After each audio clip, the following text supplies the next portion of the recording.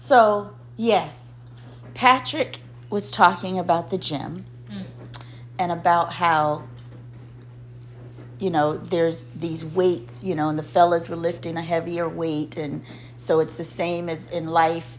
You keep lifting the weights you're lifting and you be patient with the person to get to your weight level, right? And I'm like, but the problem is if I'm at 50s and you're at 10s, then by the time you get to 50s, I'm going to be at 100. And so there's going to come a point where either I'm coming backwards to help you get to 50, which creates resentment for me because I know what I could do, right?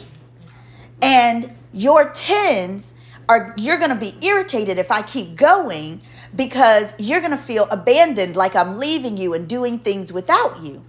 So it doesn't make sense for us to do this. So his response is, I don't want to be with someone who's talking down to me. And my response was, but I'm not trying to be with you. I'm not being ugly. It's just that that's not what I'm trying to do because I recognize that this wouldn't work. When we were trying to make it work, you were constantly griping and having discomfort and being upset and irritable. And so your thing is, that's the growing process. Well, that's the growing process for someone who's doing 10s.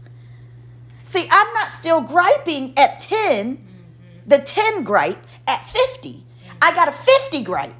And my 50 gripe is lessened by the fact that I'm at 50. So I'm not thinking about 10. So if we put that in like a monetary, relational kind of perspective, I've matured emotionally. So I'm not upset about various things. There's certain things that just don't bother me. One, because I've determined that that's not something I want in my life. So I walk away from it. Right. And I'm not mad about it or irritated. I'm happy that whomever is doing what they're doing, they're good to go, right? But when you're emotionally at a 10, then every little thing that happens gets you all riled up. Right. You can't have certain conversations because they feel like it's judgment. So if we're talking about finances and I say something like, ooh, I want to go buy a $4,000 bag, and you never even considered buying a $20 wallet,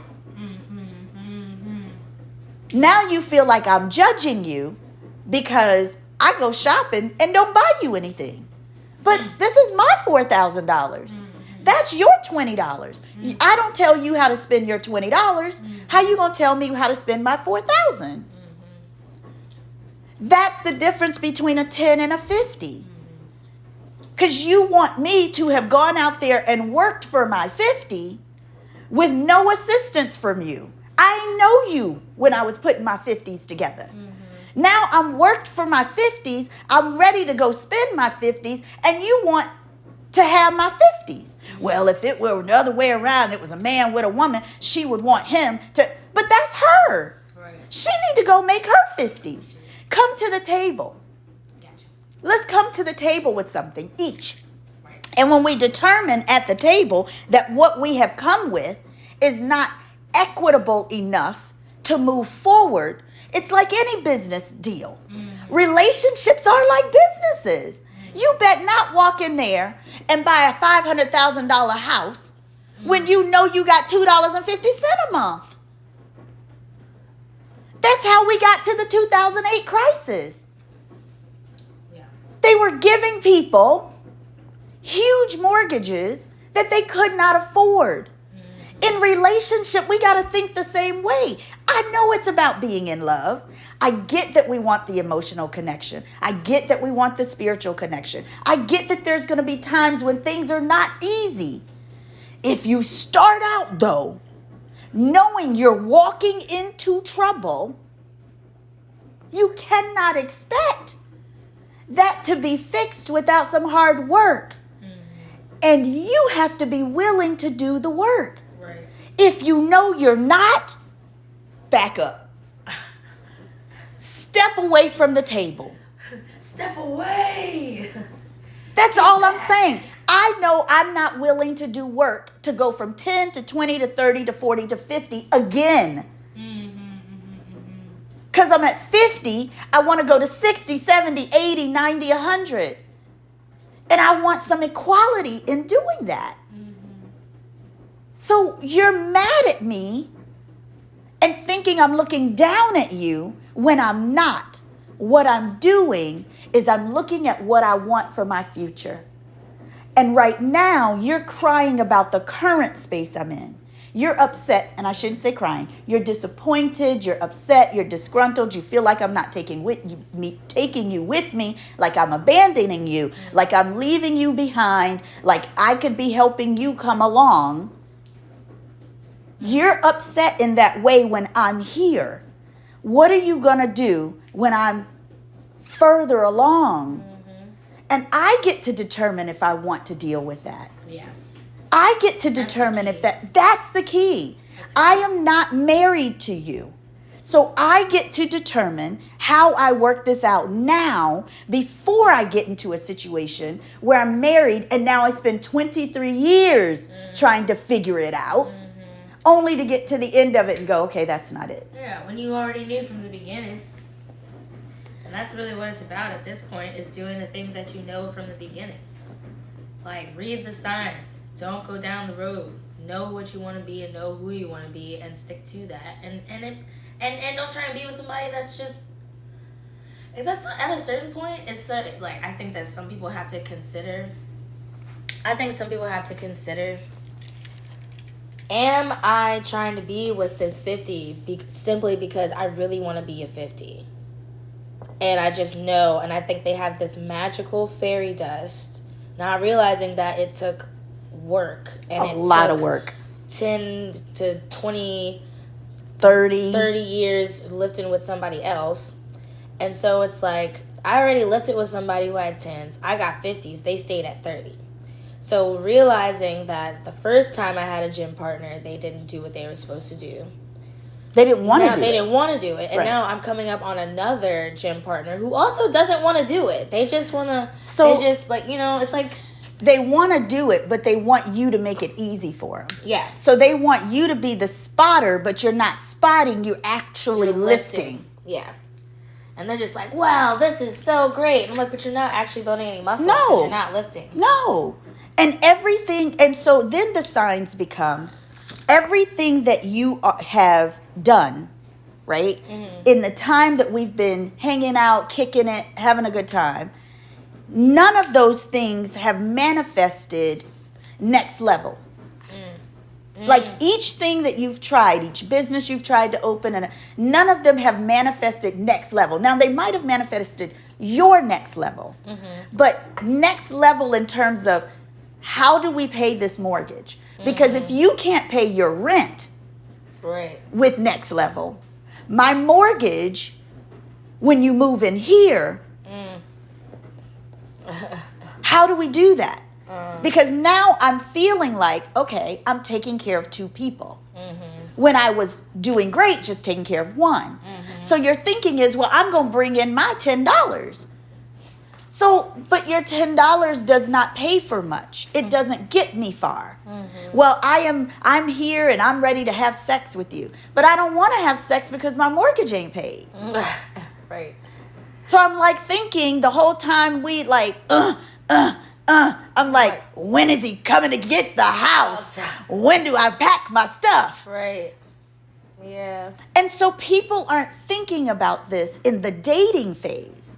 And I'm not doing that again because this time I'm not going to be bullied by family, by society, or anyone else who tells me I'm a black woman who needs a man and half a man is better than no man at all. And girl, you better. How is that possible? Because you know if they were started passing out half of men's, we only gonna get the top half.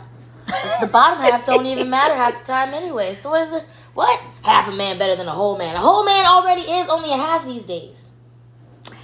That is true in many cases. In many cases. That is true in many cases. But I think that, again, for me, it goes back to the skill, right? If we get to the place where you truly take time to develop your skills in communication, in listening, in growth, wanting to grow, in having greater understanding of and self-awareness, that if someone says to you, I don't like the way you, whatever that is, put whatever in the blank, and you're looking at them as a romantic partner, stepping back for a minute and going, I wonder if I do that in other areas of my life. Rather than saying, well, ain't nobody else ever told me that was a problem. You just bougie. You just want everything perfect. No, I just don't want to deal with whatever that is. And if I don't have to in a dating format, I'm not going to. That makes no sense to me. Go get the skill, go get the training, go develop yourself before you get in this space where you're trying to be and do something and change who you are constantly, like the core of who you are. You don't practice during the game. Yes. You don't practice during the game. No. You practice beforehand, and then if you are good enough during practice, the coach takes you off the bench and you get to play. If you don't have the skills and you're not doing good enough in practice, you don't get to play the game. That's why only players should be playing the game. But see, here's the challenge. Here's the challenge, though, is everyone believes that no matter who's in the game, that they are equal to the player, to other players, right? So if you're playing against LeBron, right, and you happen to be a high school, I don't know, because I don't know any of the other people, right? But you got a team, and you got Seth, LeBron, who else? All them people out there that play. Curry. That's I said him already, right? Oh, I called him Seth, whatever their names are. You know who I'm talking about. So you got all these. So sorry, everybody. Well, so you're playing against all these big time people who've been in the game for a long time, right? And you come in, your ball too small, and you still trying to act like you are big stuff. And they keep smacking your stuff all over the place. They dunking on you with your little ball. This is an official game ball. These are little balls. You palm this ball like ain't nobody's business. You twirling it on your finger like, yeah. And they just dunking, jumping over your head, doing the thing, right? And you're like, but I'm supposed to be in the game. But this isn't just for men. This is women too. Men and women both have to be able to say, oh, I didn't make it through the tryouts. Right. Okay. Well, why the tryouts got to be 4 years? I don't know. If the tryouts are 4 years, though, and it takes you that long to figure it out, I'm glad you figured it out. Yeah, that's like when you at base camp. You know what I'm saying? They got boot camp tryouts and stuff like that. If at the end of boot camp, you still not with it, then you just not supposed to be on the squad, bro. So, but then why you mad? That's what I don't get. Well, why be angry about it if you didn't make the cut? Then go try out for another team next year. Well, it's projecting the insecurity onto somebody else because there's no ability to handle the insecurity. Thus being emotionally inept. Right. Emotionally inept. So again, I'm at a 50. Oh, you gotta use a different word because somebody because people might not like that word inept. You might be talking down on somebody right now. You gotta use a more simpler word. Okay, well, that's my point. Exactly. That's exactly my point. That's what I'm saying. If I'm at a 50, exactly, and your vocabulary is at a 10, we had to just stop for 10 to 20 seconds to discuss the fact that word might make somebody feel a certain type of way. But here's the challenge. That 10-second stop could have cost me $1 million. And now I'm mad because I had to stop for 10 seconds and explain the word inept to you. When you got Google. Because you use it incorrectly in a sentence in front of somebody important.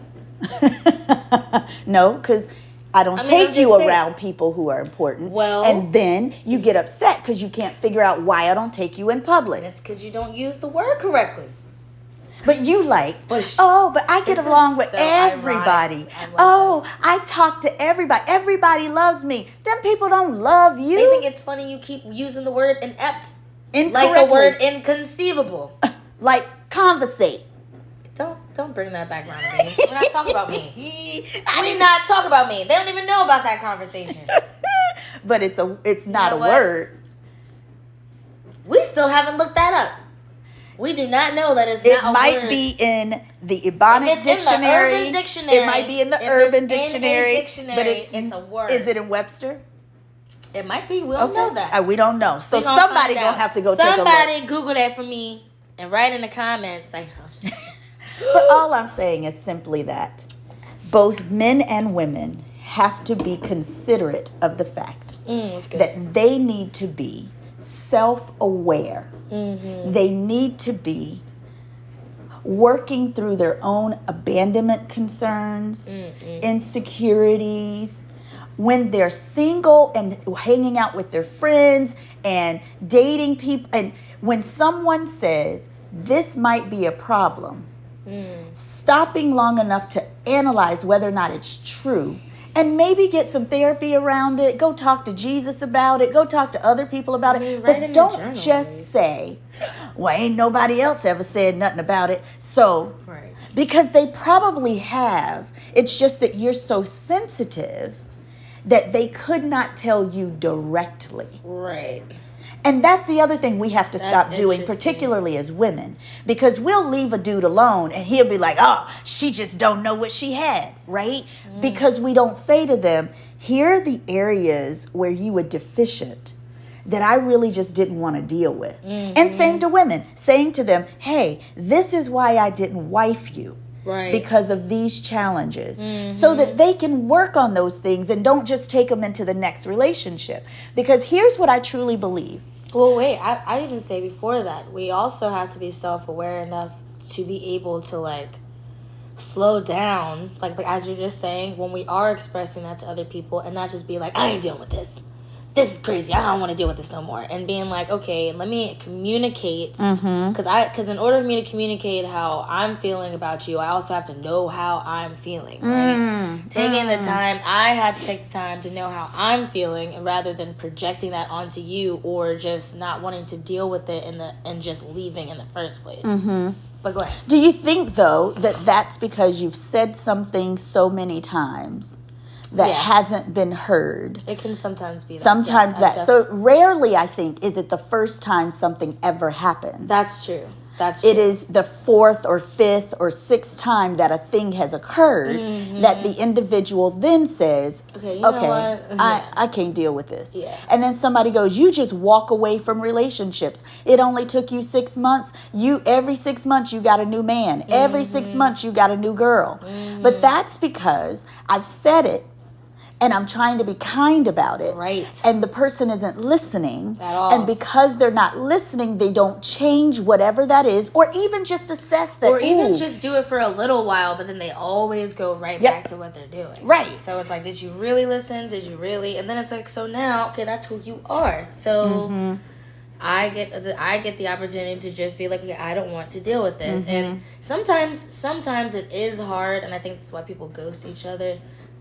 Sometimes it is hard to tell that to someone who's already not listening, because then it becomes another point of contention. And it's like, it's not that I don't think that you're a great person or that I even don't like or love you. It's just that I personally cannot deal with this over and over again. It's it's not a healthy relationship space for me. You know what I'm saying? If that's who you are, then you can continue to be that.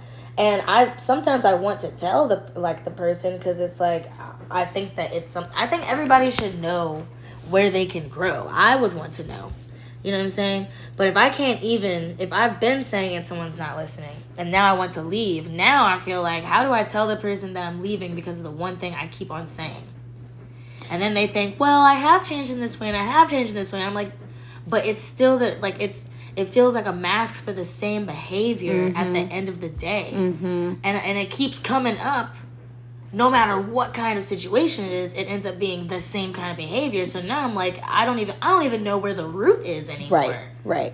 Well, that's what I mean by the resentment side, Yes. right? Ends up becoming feelings of resentment and disappointment, and before you know it, you're irritated to the point where you don't even want to be bothered talking to the individual, right?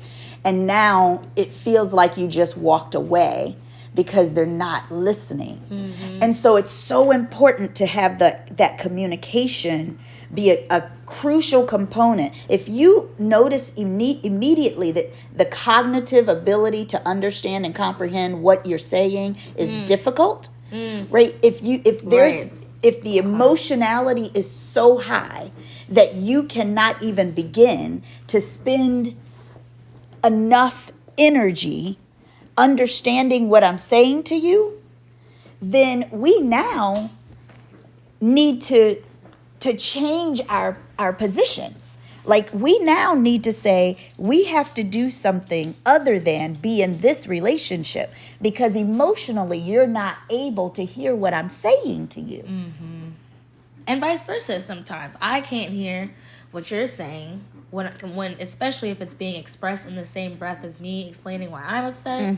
And then even so, if sometimes it's a cyclical thing where I'm doing this behavior because you're doing that behavior, and you're doing that behavior because I'm doing this behavior, and then I do this behavior because you do that behavior, and then it all culminates again to that main thing. And it's at some point, it's like just wanting to say, I just want to get out of this cycle. Right. I just don't want to keep on trying to give you a chance, and then I hurt your feelings, so you hurt my feelings. Or not even that, or, I try and be different, so you try and be different, but we really don't appreciate the fact that we're having to be different in order to be with each other. Yeah. And not I don't know that it's always bad to have. You're going to have to adjust in certain ways. It's two people trying to be together, right? So there are going to be adjustments you make in certain ways. However, if those adjustments change your character, they change your core beliefs and values, now we have a problem. I want to end with this. Okay. So one of the reasons that I believe that we know statistically that Black men have more sexual partners than any other race or ethnicity is because we as women are not able to be honest with them about what they're doing that isn't bringing both of us pleasure. So if we were able to say, here's what could be different to make this more enjoyable for both of us, or able to say, ooh, I don't like it when you lick me in my ear, or able to say, ooh, biting is not my thing, without someone being like, well, everybody I know likes that, okay? Then there wouldn't be a hop to a hop to a hop to a hop. Yeah. And then the women wouldn't be a hop to a hop to a hop to a hop, right? And we wouldn't be talking about body counts the way we talk about it. No, which is so stupid. So let's save that for the next time we talk, because I want us to discuss that. Yeah, I would love to discuss that, actually. Okay. All right. Bye now. Bye.